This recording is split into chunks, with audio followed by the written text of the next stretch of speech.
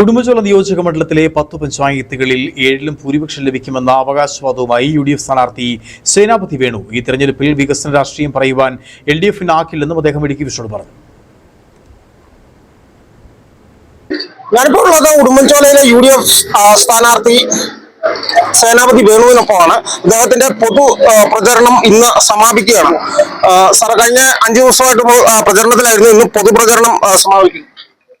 വളരെ ആവേശോജ്വലമായ പ്രതികരണമാണ് നാടിന്റെ എല്ലാ ഭാഗത്തു നിന്നും ഉണ്ടായത്. കഴിഞ്ഞ 4 ദിവസമായി പ്രചരണം, ഇന്ന് 5ാമത്തെ ദിവസം ഞങ്ങളുടെ വാഹനത്തിലുള്ള സ്ഥാനാർത്ഥിയുടെ പര്യടന പരിപാടി അവസാനിക്കുകയാണ്.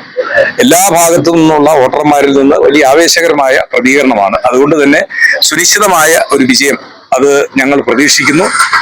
ഒരു കംഫർട്ടബിൾ മെജോറിറ്റിയിൽ നല്ല ഭൂരിപക്ഷത്തിൽ വിജയിക്കാൻ കഴിയും എന്നുള്ളതാണ്. 10 പഞ്ചായത്തുകളിൽ ഏറ്റവും ചുരുങ്ങിയത് 7 പഞ്ചായത്തുകളിലെങ്കിലും ഞങ്ങൾക്ക് ഭൂരിപക്ഷം നേടാൻ കഴിയുമെന്നുള്ള ഉത്തമമായ വിശ്വാസത്തിലാണ് നല്ല ഭൂരിപക്ഷത്തിൽ വിജയിക്കാൻ കഴിയുന്ന രാഷ്ട്രീയ സാഹചര്യമാണ് ഒരുങ്ങിയിരിക്കുന്നത്.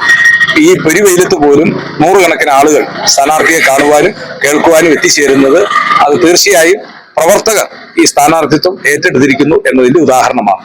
ഞങ്ങൾ നല്ല വിജയം പ്രതീക്ഷിക്കുന്നു. LDF പറയുന്നത് ഒരു വികസനത്തിന്റെ രാഷ്ട്രീയമാണ് ഈ തെരഞ്ഞെടുപ്പിൽ പറയുന്നതെന്നാണ്. ആരുടെ വികസനമാണ്? ആരുടെ വികസനമാണെന്ന് കൂടെ പറയണമല്ലോ. 15 കൊല്ലക്കാലം ഈ നിയോജക മണ്ഡലത്തെ നയിച്ച ഒരാള് വികസനത്തെ കുറിച്ച് പറയുമ്പോൾ അദ്ദേഹം നടത്തിയ വികസന പ്രവർത്തനങ്ങളെ കുറിച്ച് പറയണം. ആ വികസനത്തെ കുറിച്ച് പറയാനാണെങ്കിൽ ഞങ്ങളും അത് തന്നെയാണ് പറയുന്നത്.